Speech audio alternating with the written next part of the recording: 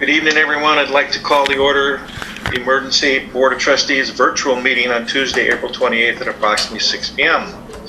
Would you please silence any noisemakers unless it's children, dogs, or other pets? That's fine.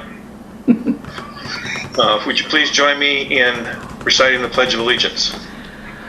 I pledge allegiance to the flag of the United States of America and to the republic for which it stands, one nation, under God, indivisible, with liberty and justice for all.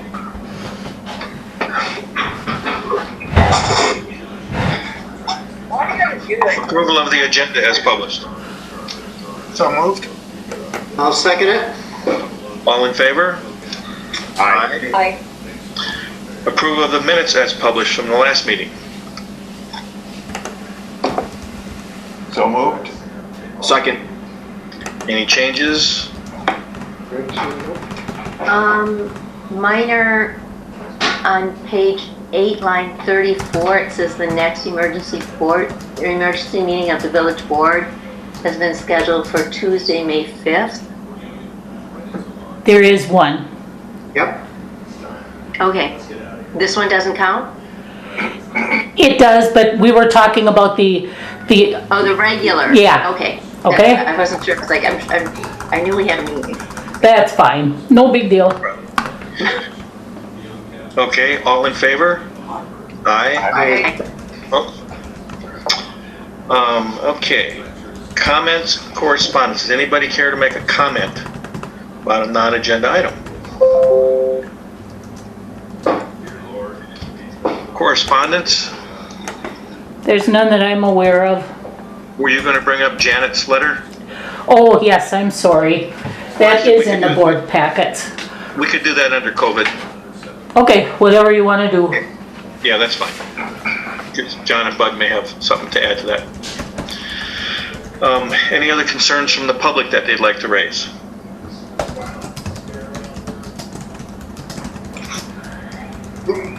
Okay, new village board items.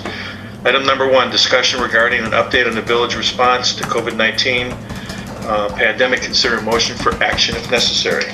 Yes, I will start with this one as usual. The latest update today, if you haven't heard already, but the 4 o'clock, we had 2 additional cases. We're now up to 12 cases. I believe 9 of the 12 are recovered. We've had 2 deaths, unfortunately. We had a death yesterday of a woman in her 70s. And then we had 1 that was still active in initial recovery. So 3 active cases, I guess that you would call it at this point. And I guess the expectation that I'm hearing is we still don't see community spread, which is a good thing, but everybody's quite concerned on the blow-up of cases in Brown County. Brown County is now the 2nd highest hotspot in the state of Wisconsin, and it looks like they're going to crack the 1,000 mark. I think they're up in the 890s now, and it looks like they're going to crack the 1,000 mark later this week potentially. So that's something everybody's keeping a very cless eye on. There's also been a couple more in Kewanee, so you can kind of watch the map and you can see it creep up the lakeshore, and now we're getting surrounded, except for Door County, so on its way again. But for the most part, everybody that I'm talking to is very thankful that the vast majority of people are keeping with the isolation, keeping with the safe at home program. And I see a lot of people wearing masks, which is a great thing, especially out in public. And so overall, we're getting good compliance from everybody, which is great to see. Everybody's being careful for their neighbors. Let's see. Another item I wanted to bring up is taxes. I've been asked a lot about taxes. I had a discussion with Louise about this today. I verified this through the county. So I think most people are aware that the state legislature passed a property tax relief within their last time in session. And to make a long story short, what that does, it allows a municipality to like July 31st would be our next payment date for our second payment for taxes for everybody, property taxes. That can be put out as far as October 1st with no penalty and no interest. So in other words, somebody would have until October 1st to pay their bill. and there wouldn't be any penalties. There are some caveats with it. If you didn't make your first payment in January, doesn't count, doesn't apply. You're already considered delinquent and you're paying penalties and interest, and you will until it's paid. So it only goes for people that have made the first payment and still have a second payment to make. Okay. How does it take effect? Well, first of all, the county has to pass a resolution allowing it within the county. Okay. And then each individual municipality that would choose to do it has to pass a mirroring or an exact duplicate of that resolution for their municipality. So let me give you an example. If the county passed one and then Sister Bay chose to do that also, and we did it, it's in effect. And so for Sister Bay property owners that needed to pay taxes yet, that would be in effect for them. You could, no penalty, no interest until October 1st. But let's say an adjoining municipality, let's say Bailey's Harbor, didn't do that, okay? Well then, property owners in Bailey's Harbor could not take advantage of that particular tax issue that's in the program, okay? So it's going to be a little confusing. I know the county is probably going to be looking at this in their May meeting. I would expect that I can't say for sure, okay, but I would expect that it'll be discussed and probably passed. If that's the case, then municipalities would basically have a month of June to pass their own resolution, because in July is when things are due. So it would have to happen fairly quickly. But a number of business owners have asked about that. I have a couple people ask me about it personally, and I've gotten a couple calls at the county level about it. So if you start to hear anything, that's what it's about. It only relates to the second payment, and it's only tax and interest through October 1st, then it's still due and payable. I don't know if Tasha's on board. She may be sitting in the background rolling her eyes going, oh no, here we go again. But the state is also going to make low interest or no interest loans available to municipalities that implement this, so they get the money that they would normally need that they get in tax payments. The other thing that has occurred is the tax payment that we would normally get would be in August. It will be pushed to September. And that's why if a municipality needs money between then and October, because they're not getting tax payments, they could pursue that. Like anything else, unfortunately, having to do with COVID-19, nobody knows how people are going to react or what they're going to do. This is a way for the village. The way I looked at this is a way for the village to try and soften the blow, especially for a lot of our workers up here that are not working or have seasonal jobs that may not have the cash now.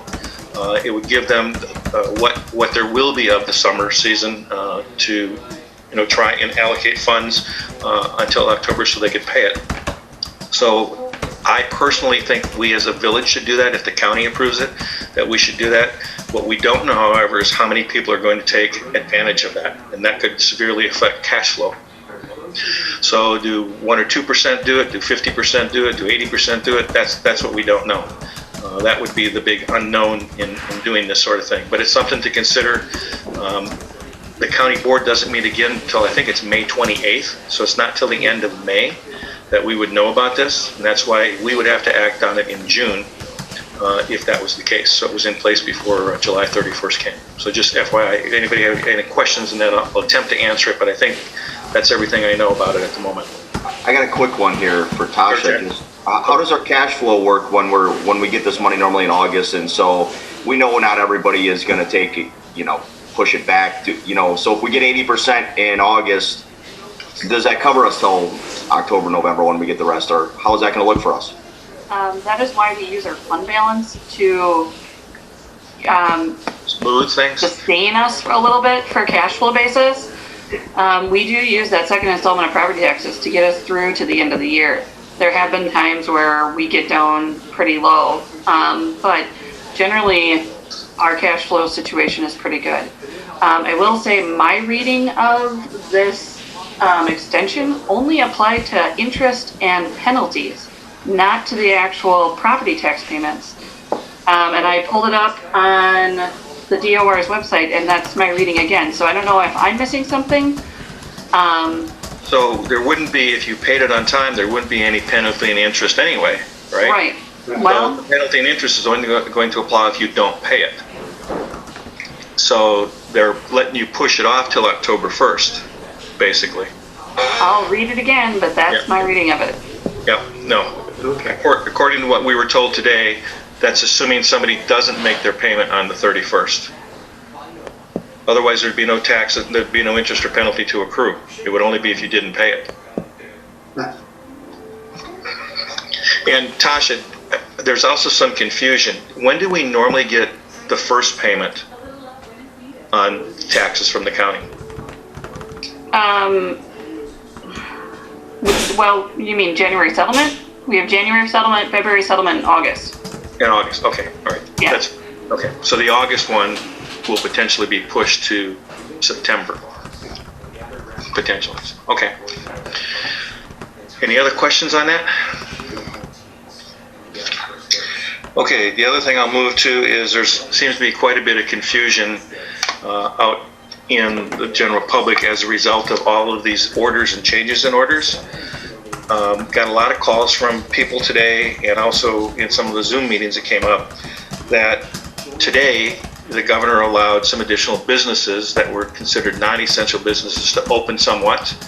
You know, you can take your dog in to get groomed or service and that sort of thing. You can go into retail stores and do curbside pickup and delivery now with retail stores, and they're also going to allow them to kind of go back to business with minimal employees to keep a minimum level of service in place at non-essential businesses. That started today.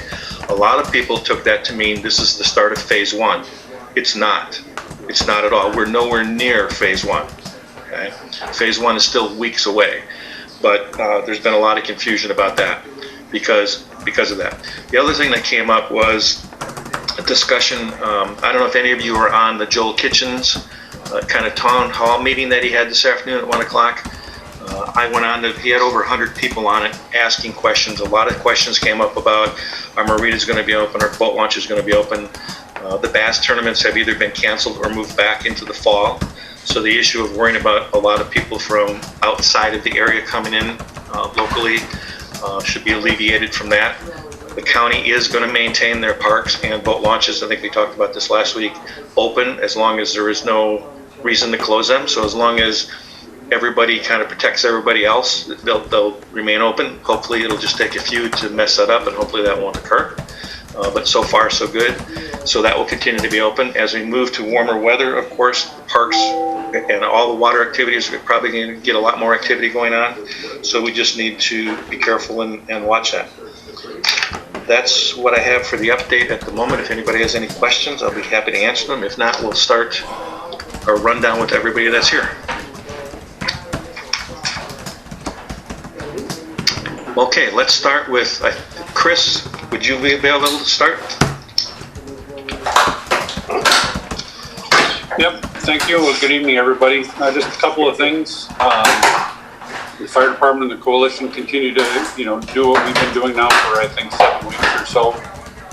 We are starting to see a little burnout from some of the volunteers in talking about that, whether it be, people that are delivering food or whatnot, or even the sewers for the sew masks for Door County.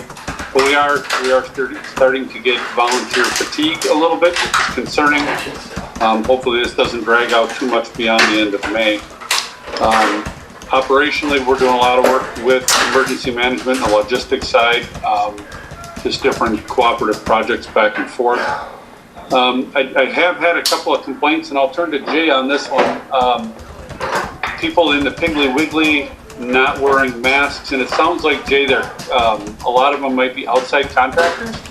And I'm wondering if that's true. I know you don't, nor do we have really a way to enforce it. I don't know that anybody does, but I'm wondering, because we don't, from the fire side, we don't know who's here for contractors or why they're here or where they're working, but the building inspectors do.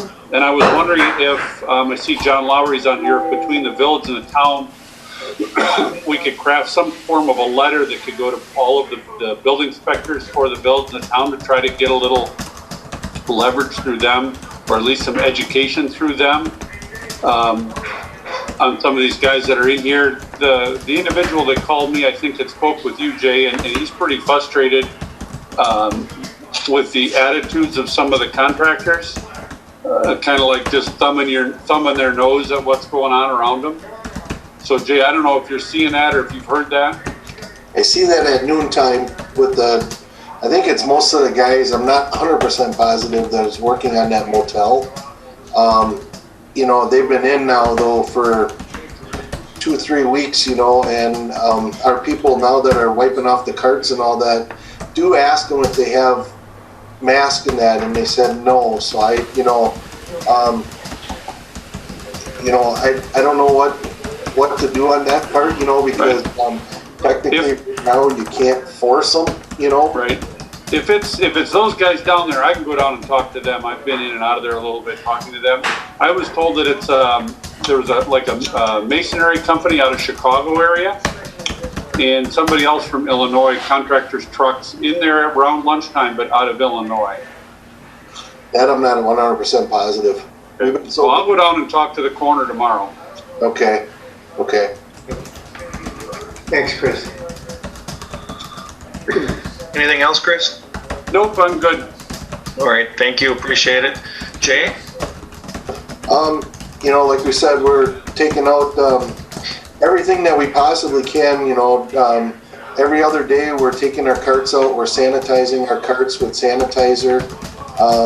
We're wiping them down, you know, every time. I got one person just standing out there wiping their carts and all that down. We are trying to enforce the mask as much as we can, you know, but some people are just stubborn and won't put the damn things on. I don't know why.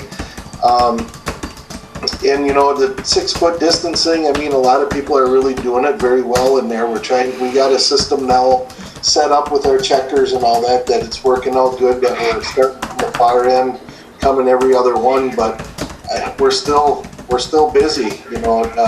This weekend the sun came out and a lot of people that we did do deliveries for came out also. So, I mean, I think a lot of people are just going stir crazy, you know, and they're out.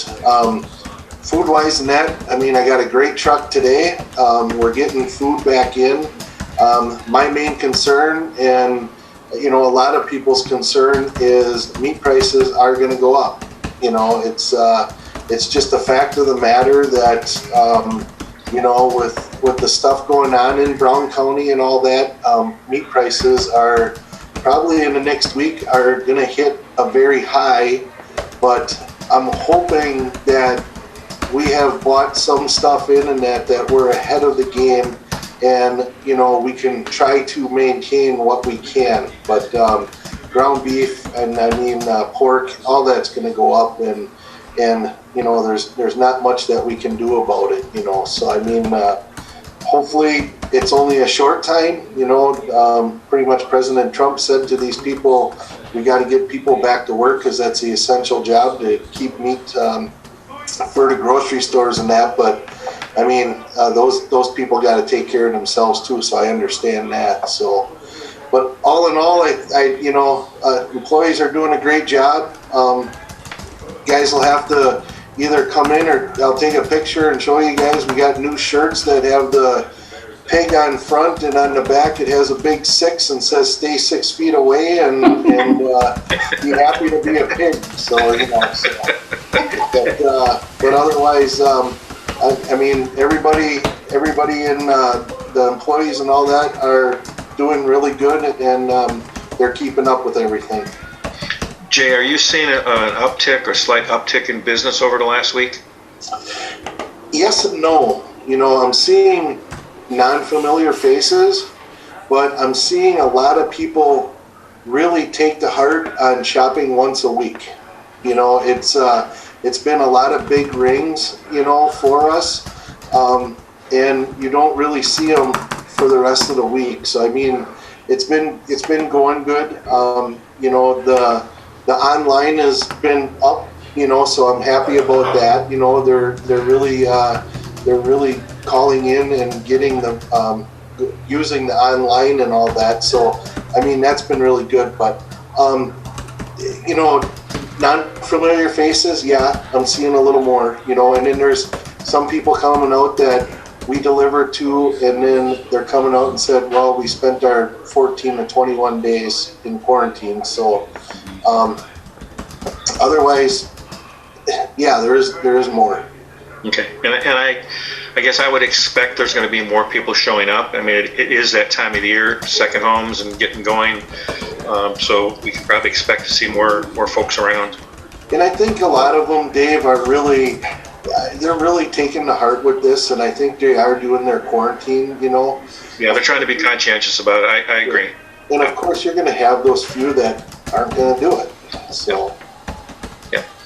Dave, Okay. if I can make a comment, and I apologize if this isn't appropriate, but we're in a conundrum because I have 3 people moving to Door County for primary residences. Their other homes have already sold. They've been staying in hotels or with family, waiting to try to get in. We have no movers, we have no cleaners, we have no consignment.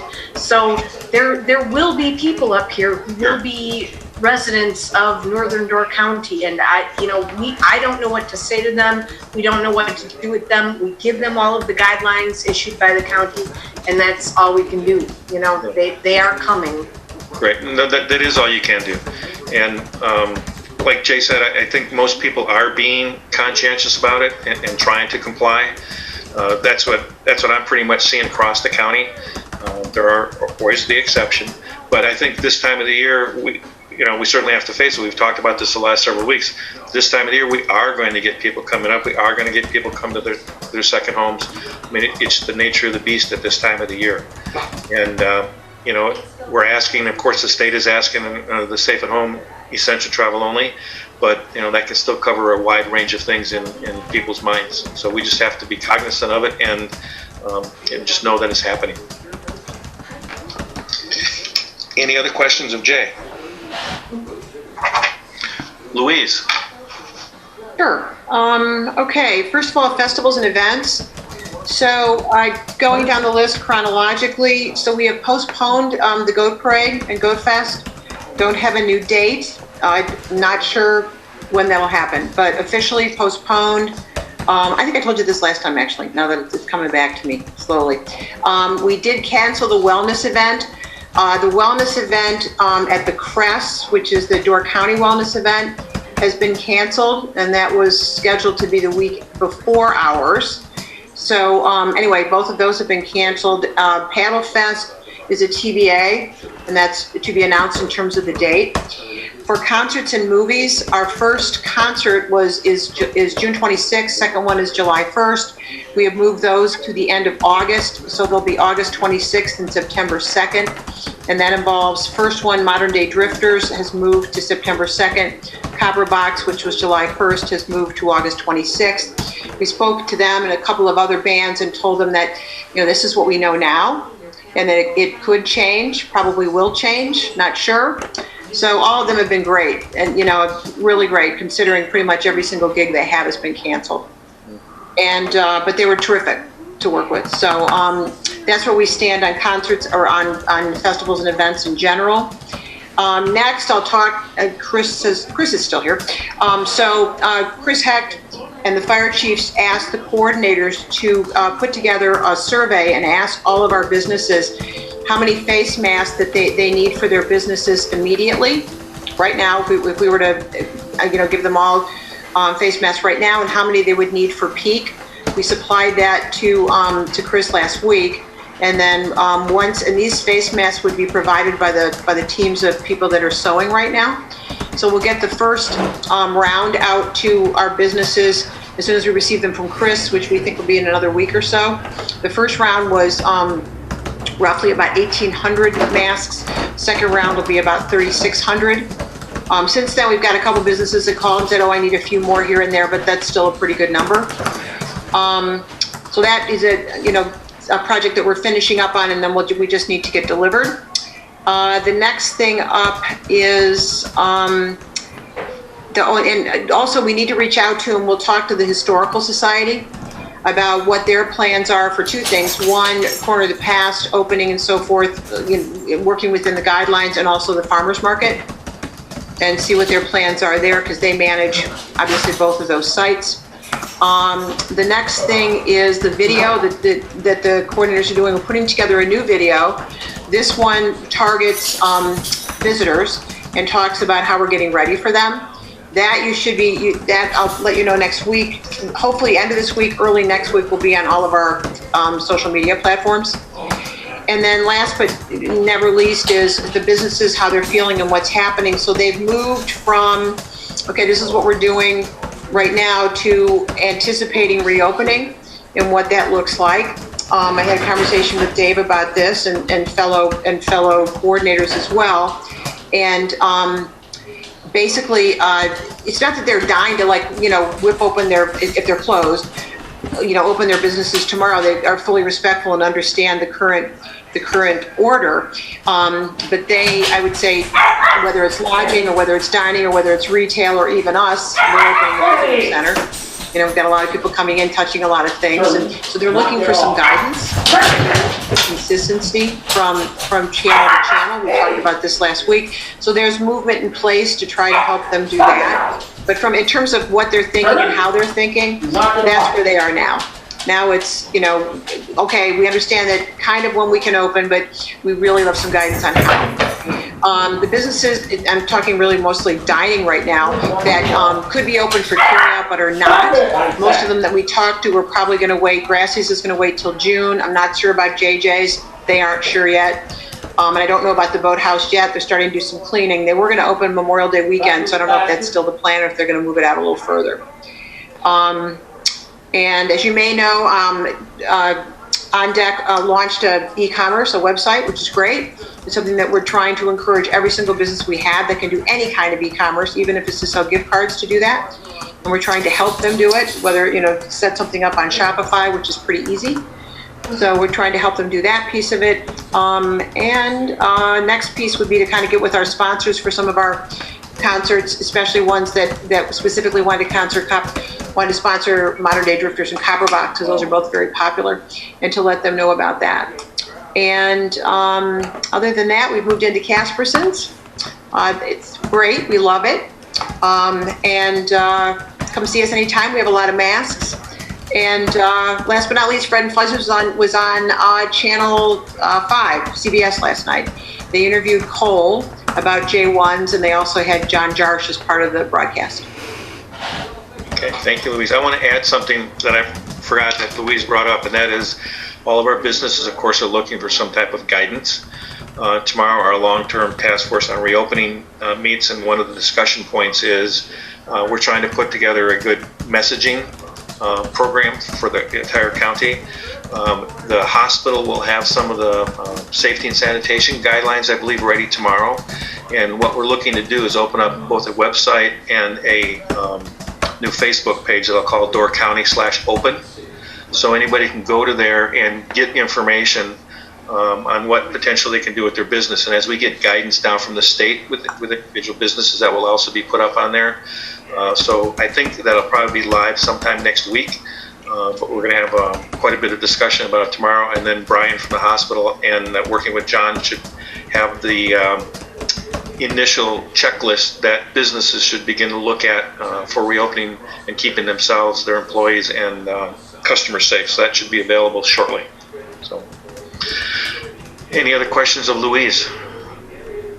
Hey, Dave, I don't have a question for Louise, but I did totally forget about something. Sure.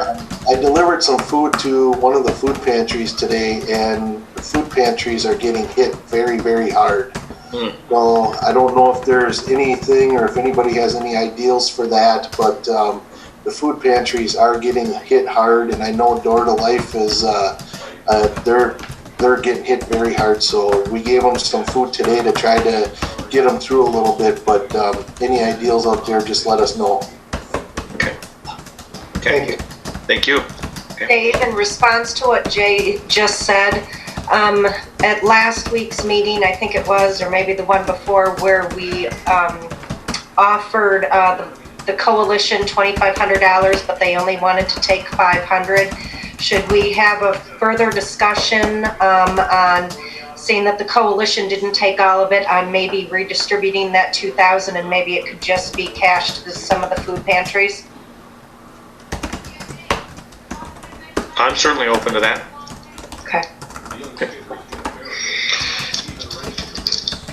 Okay, let's go to John or Bud from Liberty Grove. No comment. Okay, Pretty typical at this stage. Yeah, no, I understand.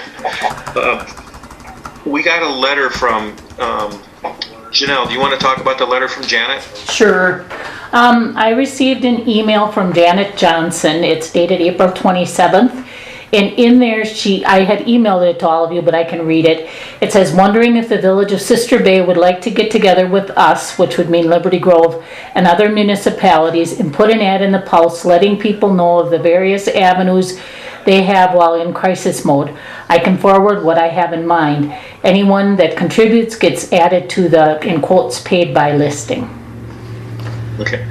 Did she give us a list of the kind of things she's referring to? No, that's the only email that I've gotten. Bud or John, do you know anything more about that? Well, we had asked her at our last meeting to, when we got discussing the ad and the polls, she suggested maybe getting together with the various municipalities in Northern Door and sharing what each of us are doing and take it from there. That's about what I know on it. Okay. Maybe we can contact her tomorrow, Janelle? Sure, I can do that. Get that list, see what she's referring to. And ask her to maybe to get a draft of the ad or something to us, like she mentions? Sure. Okay. Sure. Dave, Yes. would there be a possibility on coordinating exactly what Janet's talking about and taking out maybe a full page ad after you have that meeting tomorrow, and there's going to be some guidelines about reopening or whatever, and would that be purposeful at all? It could be. I don't want to overpromise what's going to come out of that meeting tomorrow. I mean, this is a huge bolus of stuff we're trying to pull together and start to get some of it out as soon as we can. With the caveat always, you never know what the state's going to do and what they're going to change after you put something out. Well, whether it was, I'm not saying it would have to be done right away. Maybe it's in a week or so, but I mean, that would give us a different platform maybe than what Janet was thinking about to take out an ad once all of that is pulled together at whatever point in time that is. Sure, understand. Okay. So I'll call her and see what she has in mind, and then should I forward that to you, Dave? Yeah, so I can take a look at it and see what she's referring to. Okay. And if I get it before the meeting tomorrow, I can also bring it up there too. Okay. I'll call her first thing tomorrow morning. Thank you. Anybody have any questions of John?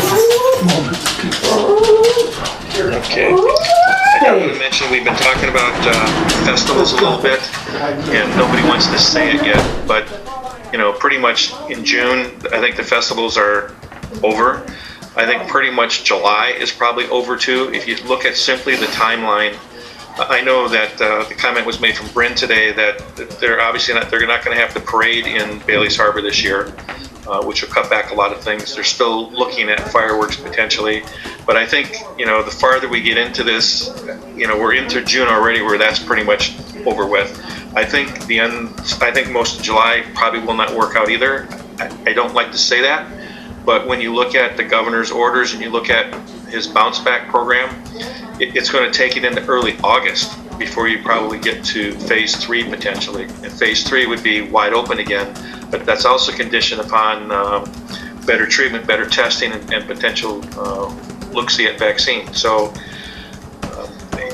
even though we're moving into May, okay, and it's just going to be a totally different landscape out there this summer as to what we're going to be able to do or not do. So. I also, in case you don't know, the bass tournaments were also either canceled or rescheduled for in the fall. I know there've been a lot of questions about that too. Dave, you and I talked about this, but just for the village board, you guys may have talked about this, but in terms of the beach, you had told me that that's really a call for the village, right? Yes. Yes, at this point, right. Yep. So we're not, it's cool enough that we're not quite there yet. I was just there today. It was like 80 and sunny. Oh, was it? Were the palm trees out yet? It's always sunny in Sister Bay, Dave. I won't ask what you were doing, Louise, to give you that. I won't ask what you were doing either. I felt 40 degrees in rain, so I got it. It's a mindset, right, Louise? Totally. I'm working in a mortuary, so that may have something to do with it. Inhaling will cause brain. Yeah, well, we cleaned the carpet, so I don't know what else to do. Hey, did you get your water view back? We did. Yeah, we put 2 windows on the bay side. It was great. There you go. Mm-hmm. And we got electricity, so thank you. We got water now too. It's amazing. So. Okay. Anybody else have any other questions or things they want to bring up on the COVID? Sorry, I just want to jump in there and clarify something. I've had some people ask me about the tax messaging that was said earlier. I just want to point out that discussion is all proposed guidance at this time. There's nothing official down on there. And this property tax payments, just reading the messaging from here, I just want to clarify that the Act 185 provides a way for governments to waive interest and penalties, specifically for property tax installments that are payments due and payable after April 1, 2020. And that's if the total amount due payable in 2020 is paid on or before October 1st, 2020. Property tax payments due dates remain the same for December 2019 property tax bills payable in 2020. Just wanted to make that clarification right there. Yep, and none of that will go into place unless the county first passes a resolution. Correct. And the individual municipality has to pass it. Correct. That's important to remember. Okay, anybody else? Dave, I have a couple of things, if I may. Please. Do we know, have any of the meat plants closed in Green Bay? I'm not up on the local news, I'm sorry to say. Yes, they did close. All of them, one of them? There was 2 of them, I believe, in Green Bay that have closed. The third one, I believe, has not closed. Okay. But that was the one that had the smallest count, and they were able to, I guess, socially distance better, so they remain open. But with the president's order coming today, tomorrow, the next day, they're all going to be reopened. Well, and that's what I was gonna say. Can you really do that and put everybody's lives at risk? Yes, he can. Come on, Eddie. Hey, look, can I comment on that real quick? Sure. I was watching, it might have been 60 Minutes, or it was one of the news documentaries where they showed a JVS plant out in Colorado, same owners of our plant in Green Bay. They had a tent set up, what they're doing there now for their employees, they had a tent set up where employees were going into this tent. They were, if they had a fever, they were tested for COVID-19 right away. They had the 5-minute test. They waited 5 minutes. If they didn't have it, they were allowed to go to work, and then they walked a long way. Actually, it went under a road, the way their setup was. So as much as I would feel where you're coming from, Denise, I feel like those places are probably going to be a lot more apt because they're going to have those kind of resources to get that kind of stuff versus like a Husby's or a Berto's where what are we going to do, or how are they going to treat us or whatever, or how are we going to, we'll never get those options probably. So I would guess that they will be very stringent on what they're allowed to do there. Well, and that's fine. I don't have a problem whether they're closing or whether they're opening as long as they're following protocol. My concern is that should be an individual decision per plant, per what's going on there. I literally could not believe that the President of the United States could order that. That's what was bothering me. I believe that with the outbreaks that have been happening, I'm hopeful that they are doing what they need to do. But anyway, okay. Yeah. I can't comment on what respond to that for a minute. In his order that he's putting together, I don't think it's been issued yet, but in the order he's putting together, the health department, the United States Health Department is working with these companies and with the state health departments to make sure, as Chad said, that they're putting all these safety issues in place before they allow them to go back to work, and they are going to be tested If they show any symptoms, they're going to be sent home. If they don't feel good, they're going to be sent home. And while you certainly can't make somebody go to work, the feeling was that a lot of them would go back to work, given the opportunity. So they were going to be reducing capacity probably anyway. They're not going to be able to operate at 100% capacity just from the number of people that may not work or may not be able to work, and with what they have to do for social distancing inside the plants. So I know that was, all that guidance they're gonna put out before they open them. Okay. And then my second comment or question is taking the meat plants out of the rise in cases in the state. Have you heard any information from public health anywhere or coming down from the state on the timeline of some of these outbreaks and how we're upticking now, even without the meat plant cases? And I'm just wondering, have they been able to trace anything back to the election? Okay, I have a couple of tidbits on that. On the election, it depends on what source you get it from. I have one source that says there's been no uptick. I have one source that says they can trace it back to 7 cases of poll workers that were infected, and another one says 46 were at 1 or 2 polling places in Milwaukee. But as far as a statewide uptick other than those particular spots, they're saying that they did not see an uptick on it, and the uptick would have happened in the first 5 to 10 days after the election, and we're well past that. So they're saying if you see an uptick now or in the last couple of days, it's not related to the election. Okay, because I was wondering about the timeline. The election, the 14 days, somebody finally gets sick, they get a test, then how long they have to wait for the test, and when those results would be reported on. So, okay. Just to make a comment on that, what's coming out of Green Bay, a lot of the uptick meat plant related, but they're toning a lot of it at this point to Easter gatherings as well. Yes. So the data is lagging behind the time. Easter was before the election, I believe, wasn't it? Yeah. Yeah. So I hear what you're saying, Dave, but I don't know if let me I get inundated with this for hours every day. So when you look at infection rates, okay, if you've been exposed, typically within the first 5 to 7 days, you'll show symptoms. 80 to 90% of people in the first 5 to 7 days. It can go as long as 14 days for it to show up. Where they get this, what they call drag-alongs, is maybe in the first 5 or 6 days after Easter, there was a slight uptick. Or there may not have been, because 90% of those people may have been asymptomatic.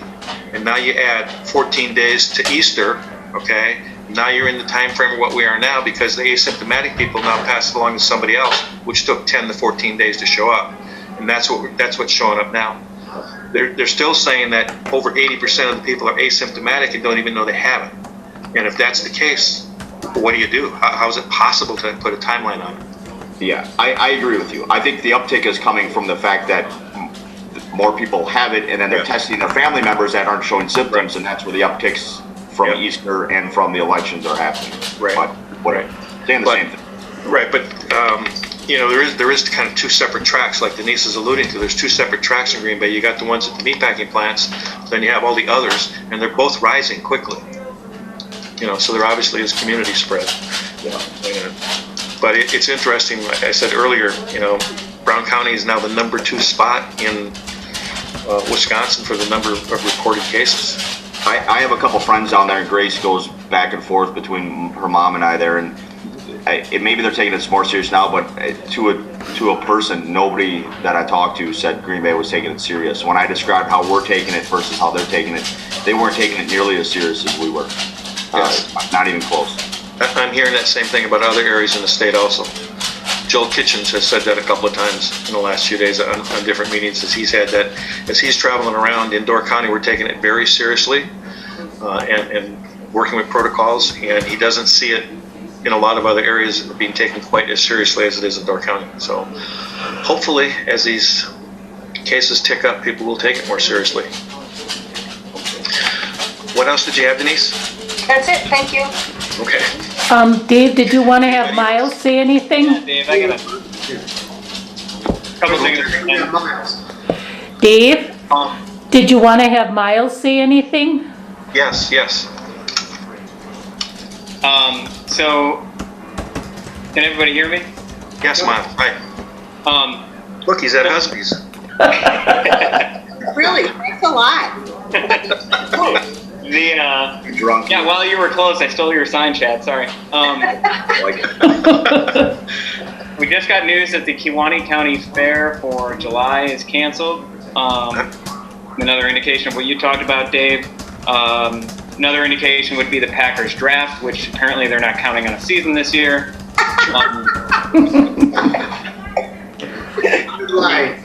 We could kill a few hours if you let me talk about that. You sound bitter, Miles. You sound bitter. The County League is very much in doubt right now. They've postponed all their May games, and there are a lot of questions on, obviously, if that season's going to happen at all. A lot of factors there.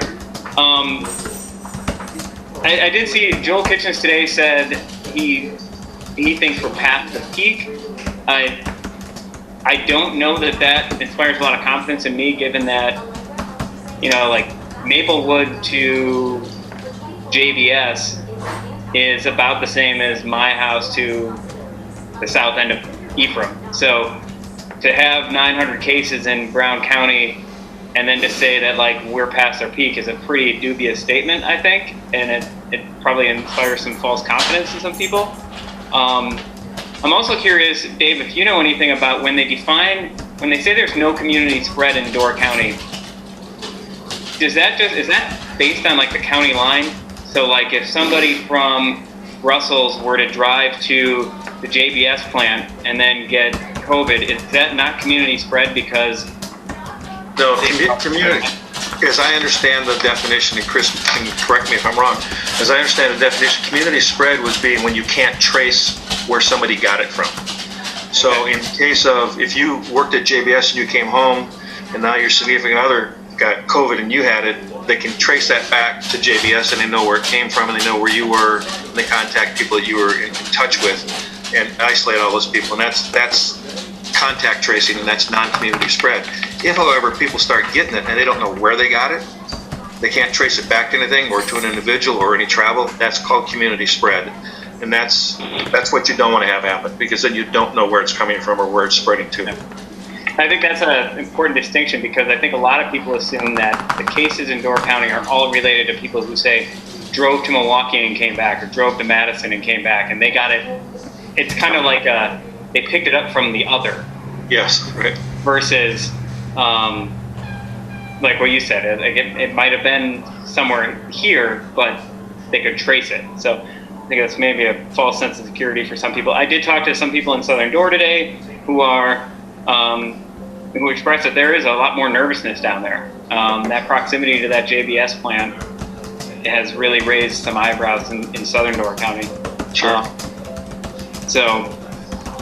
And I also talked to somebody who's very familiar with the JBS plant.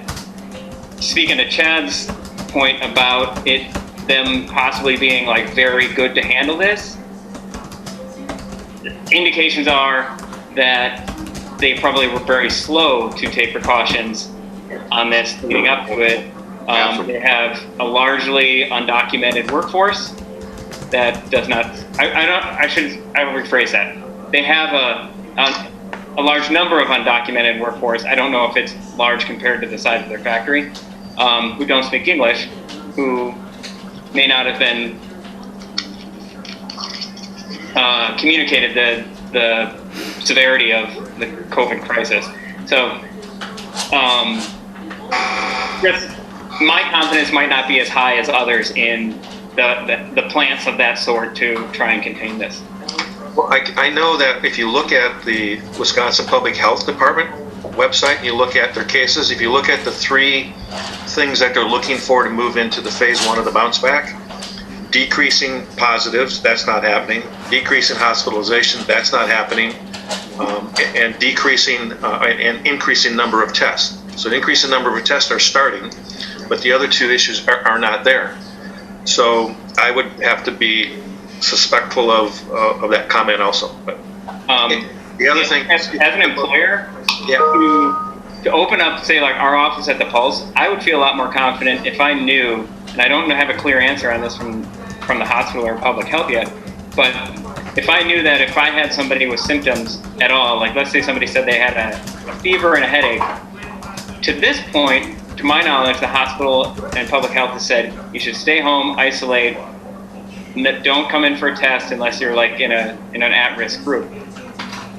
I feel more comfortable. That has changed. That advice has changed. They're now saying anybody who wants one can now have a test. That's good to hear. You can contact the hospital. They now have enough testing capability that if you think you'd like to have a test, you can have a test. Now they may ask you how you feel, do you have a headache, fever, etc. But there is enough testing now in Door County where you can have tests done. Excellent. Thanks. Yep. That's it. On that point, is there any word on the antibody, the people like many of us that may have had it? Where's the county on that for people getting that test? Okay, so everybody is anxiously awaiting the test. There are currently over 70 firms in the United States that have been given the okay to do testing. 8 of them so far have run through and been approved by the FDA. They range in accuracy anywhere from 30 or 40% up to 80 or 90%. In many cases now, when they do the antibody test, they're asking people to take 2 tests at the same time, so they get a better percentage of good tests to make sure that they're accurate. Currently, there is not available yet in Door County. They're expecting that to come down. There's only so many of them being manufactured every week. I think last week there was about 200,000 that were available in the United States. These companies are ramping up, and they expect to have a couple of million per week in 3 or 4 weeks. And at that point in time, hopefully, the medical center or the county will be able to get some, and they can start testing, sampling testing for the antibodies. Dave, did I hear you correctly when you said that some of those companies' tests are only 30 or 40% accurate, and yet they were approved by the FDA? I didn't say they were approved by the FDA. The FDA is allowing 70 different companies to put out and sell. They've approved 8 companies. But even then, if you go look at them, the false positive rates are still significant. Nobody's up in the 80 or 90% accuracy range yet. It's more in the 65, 70%. So you can still have a fair amount of false positives or false negatives, which is why they're now suggesting that maybe you take 2 tests at the same time to eliminate that. Well, if you do that, you also cut the available testing in half. So there's a long ways to go yet before we get the antibody test. It'll be months and months before they get enough of that out. Any other questions of Miles? My question isn't for Miles, but I do have a question or just something, a thought for the group, and that is, as testing becomes more available here, and it seems like it is, anybody who wants a test can get it, it would seem logical that we would have more tests, more cases. Sure. So as we have more cases, then the phase 1, phase 2 thing obviously affects not just us, but the county and the state. But that would also lead to the need for more tracking. And do we have the staff and do we have the teams that are available to do that, whether it's here or anywhere else? Because as the whole state tests more, we're going to need that. And does the CDC feel like they have, or does the state feel like they have that? The individual states are doing that. The state currently is working on adding people for tracking and tracing. I think their goal is to have about 1,000 people available to do that, if I heard it correctly. Within Door County, currently the health department is comfortable with their ability to do contact tracing and tracking. Mm-hmm. Okay. Anything else on COVID? Okay, we'll leave that particular discussion. If anybody's online that doesn't want to hear us discuss about our personnel policy, now would be a great time to drop off. That being said, you're also welcome to listen to our enlightening discussions and have that talk with us. Bo, do you want to go ahead and introduce? Yes, so as everyone knows, this is the document that was sent out last week. I did send it again today just to make sure that everyone had it. So this is an FMLA policy that the village would be looking to enact in regards to the coronavirus. This just updates our policy to make sure that in the unfortunate event that the staff member does fall to coronavirus illness, that they are covered in the FMLA leave, and so this is now added as expanded FMLA leave, which covers essentially just an individual or a child who falls ill or has this illness, and it gives them a duration of leave, and this goes through December of 2020, which is an entitlement of 12 weeks in the 12-month period. So there's that. Hopefully you've all read that. And skipping down, the second half of this is regarding the emergency paid sick leave.